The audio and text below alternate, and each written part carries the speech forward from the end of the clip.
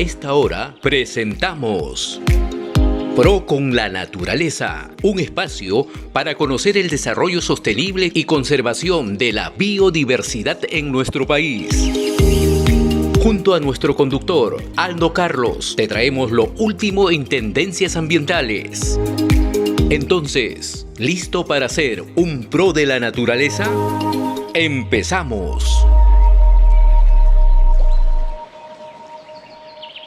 Bueno, y ya estamos en línea con César Flores Negrón, director científico de la Estación Biológica Cochacayú.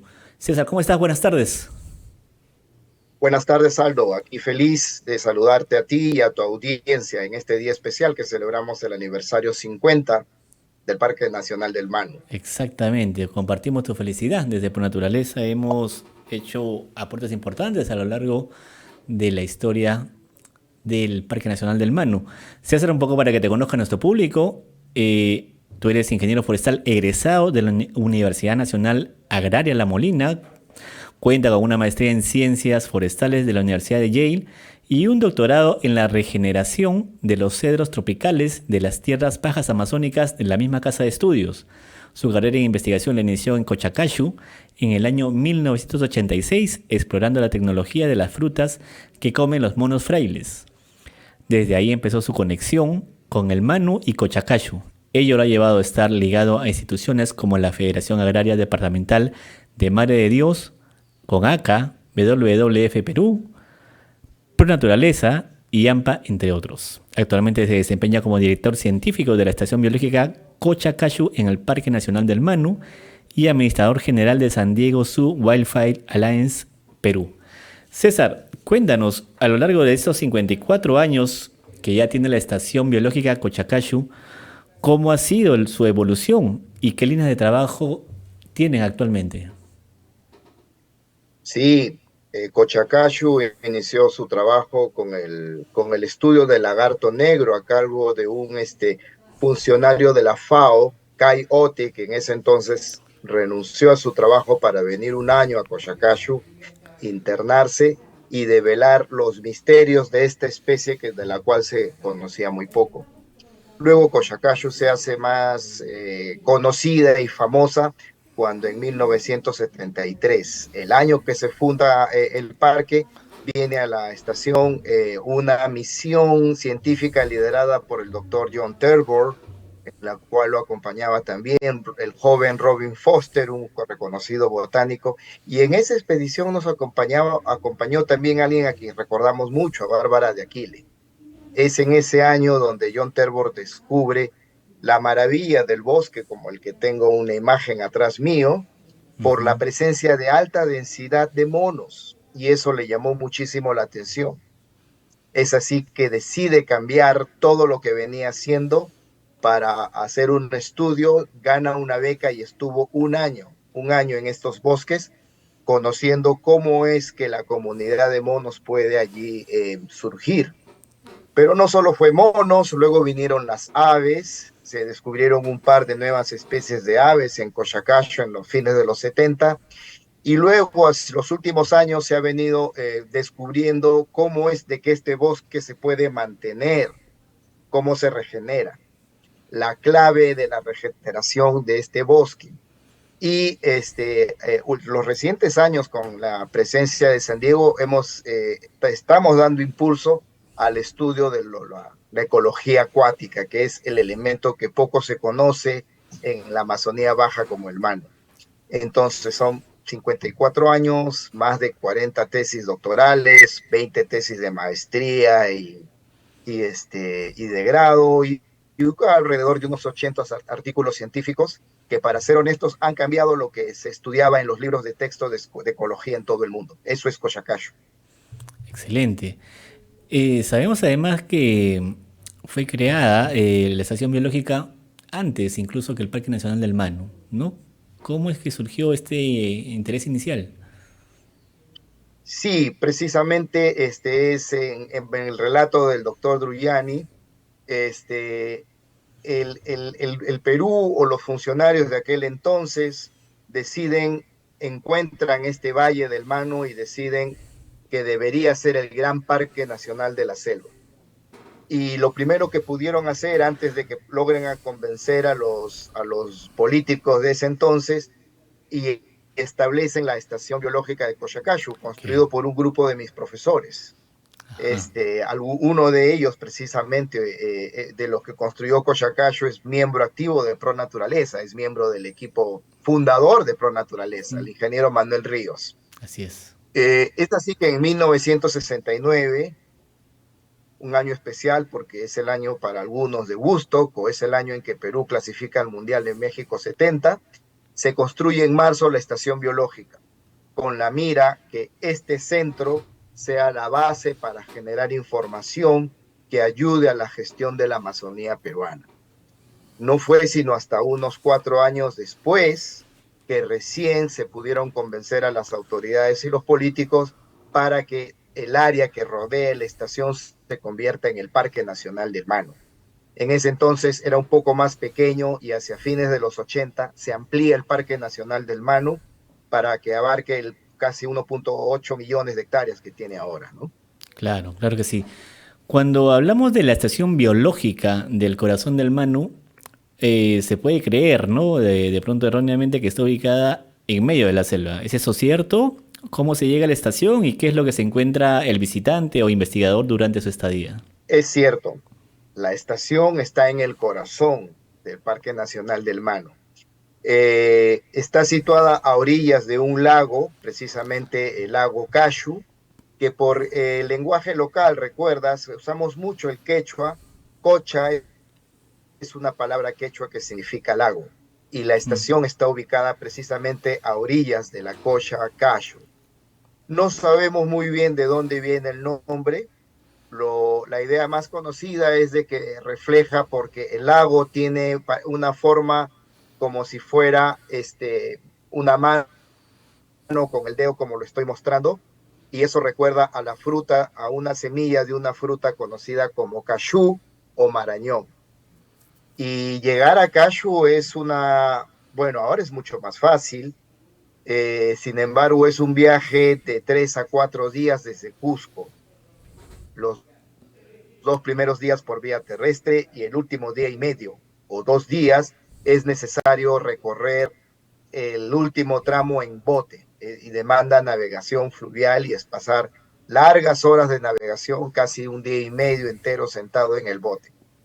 Pero no es nada aburrido, mm. porque ese día y medio de navegación uno lo hace a lo largo de un río que tiene muy poca intervención humana, y es donde normalmente tenemos la suerte de casi siempre ver taricayas, caimanes, y si hay algo de suerte, uno que otro tapir, una que otro ronzoco o familias de ronzocos, monos que están en los barrancos comiendo la tierra llena de sal, y el gran premio es que alguna vez nos encontramos con uno o dos jaguares, o como se dice en el Perú, otorongo, que están sentados a lo largo de las orillas o en las palizadas tomando el sol y mirándonos a nosotros con, para ser honesto, bastante desdén, ¿no? Y seguramente preguntándose, ¿y estos quiénes son que otra vez pasan ahí encima de esas cosas flotantes? Esa es la forma de llegar a Cochacacho. Toma tiempo. Me imagino, porque interesante todo lo que nos comentas. ¿Y quiénes tienen la oportunidad de conocer la estación biológica? Un turista de pronto, alguien que le interese el tema podría embarcarse? Cochacacho está reservado para el uso de científicos principalmente. Cochacacho es bastante alejado, toma, como te digo, día y medio para llegar allí, y se puede ver las mismas maravillas sin necesidad de exigirse tanto. La zona turística está varias horas antes de Cochacacho, muchas horas antes. Entonces tenemos que a Cochacacho principalmente vienen los investigadores. Recientemente vienen estudiantes de universidades peruanas y extranjeras para recibir capacitación en temas de ecología y de gestión de biodiversidad.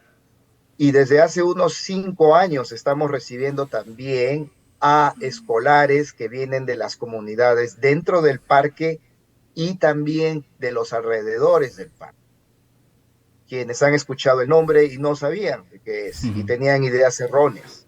Pensaban que los científicos trabajábamos vestidos de blanco mirando microscopios todo el tiempo. Entonces recibimos escolares. A pesar de ello y de que Cochacacho está destinado para investigadores, Cochacacho está abierto para un público que no es investigador, pero cuyo trabajo o que necesitamos que debido a la responsabilidad de la toma de decisiones pueda conocer estos espacios. Estamos hablando de políticos locales, estamos hablando de políticos regionales, de funcionarios públicos en los sectores de agricultura, ambiente, y también estamos hablando de profesores universitarios de todo el mundo y del Perú, para quienes la estación está abierta y nos sentimos muy orgullosos de que hemos recibido en los últimos 10 años un gran grupo de este tipo de funcionarios o visitantes que no son investigadores, pero que en sus hombros o en sus manos recae la gestión de la biodiversidad. Totalmente, César. Y seguramente que entre los múltiples estudios que han realizado ustedes a lo largo del tiempo han llegado a hallazgos, evidencias realmente relevantes. ¿Nos podrías contar de pronto cuáles son las más importantes? Hay varias, yo quisiera seleccionar ahora Ujú. unas tres, no más de tres o cuatro para no alargar este Claro. encuentro. La primera es de que la selva amazónica, como pueden ver una imagen detrás mío, puede tener en Cashu unas 1.500 especies de plantas, entre árboles, arbustos y hierbas. Sin embargo, Cochacashu y el Mano es un bosque estacionalmente seco, es decir, no llueve entre más o menos mayo y octubre. Durante este periodo, solamente 12 especies de plantas proveen de fruta para alimentar toda la biomasa de animales que comen fruta. Monos, pero también aves, pero también venados, pero también animales como por ejemplo las perdices o las pavas y los paujiles, que son animales que son emblemáticos del bosque. Durante este mes, solo 12 especies producen esa alimentación, esos alimentos. Y realmente no es suficiente. Los animales bajan de peso, los animales tienen que cambiar de dieta, los que comen fruta tienen que aprender a comer otras cosas más que puedan encontrar. Entonces, esa es una de las primeras grandes hallazgos y sorpresas que nos dio Cochacacho. Como un bosque tan diverso depende de una docena de especies durante la época seca. Otro de los elementos que nosotros hemos podido aprender y estamos sorprendidos es la productividad de los sistemas acuáticos. Ujú. Cochacacho es un lago de 24 hectáreas y en su momento tenía 200 caimanes y una familia de lobos de río de como siete individuos en ese entonces. Aprendimos que cada lobo de río come alrededor de 6 a 7 kilos de pescado diario para poder mantenerse. 6 a 7 kilos. Estamos hablando de Ujú. alrededor de 40, 50 kilos de peces al año. Así es. Invito a tus oyentes que hagan las matemáticas. 50 kilos de peces al año por 365 días es una gran Bien. cantidad de peces. Y esa cantidad de peces debe ser producida por el sistema acuático. Estamos sorprendidos por la alta productividad de las aguas. Y estoy hablando de solamente los lobos. Debemos recordar que en la Cocha también en ese entonces habían 200 caimanes y también hay aves que comen peces, como los Claro. cormoranes, como las gaviotas y las garzas. Estamos hablando que es posible que el lago deba producir 100, entre 80 y 100 kilos de peces diarios. Es altamente productiva las aguas amazónicas, comparado a los sistemas terrestres, que si bien es cierto hay animales terrestres y grandes, no se puede comparar la producción de biomasa en carne de los sitios terrestres con los sistemas acuáticos. Ese es uno de los grandes, segundo gran descubrimiento. Y quiero terminar con esto que es con la regeneración del bosque.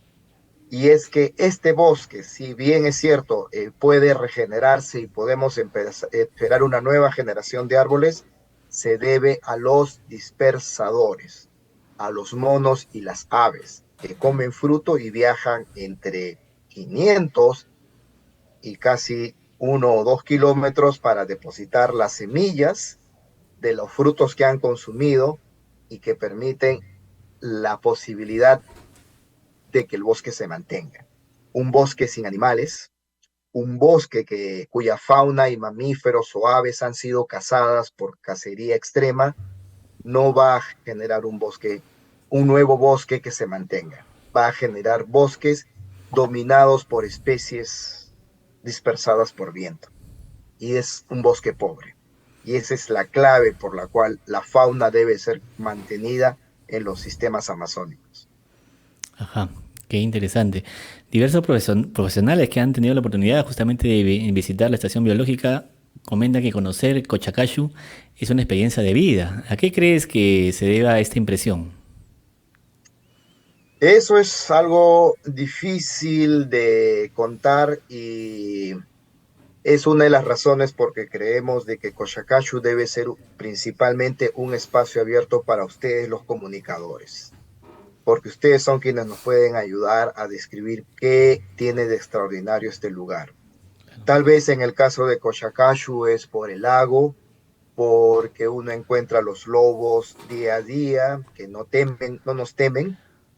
Cuando estamos muy cerca, ellos nos piden que nos alejemos, tal vez porque uno despierta con el llamado del cotomono, o tal vez es porque uno puede ser testigo de cómo funcionaba la Amazonía desde mucho antes de que llegaran los europeos a América y tiene la oportunidad de vivir cara a cara lo que alguna vez ha aprendido en los libros de texto y finalmente por la compañía de las personas con quienes vivimos en la estación, todos apasionados por la naturaleza y cuando de vez en cuando nos visita algún miembro de las comunidades nativas que viven río arriba de la estación, es la magia y el encanto y la interacción que ellos también nos logran transmitir.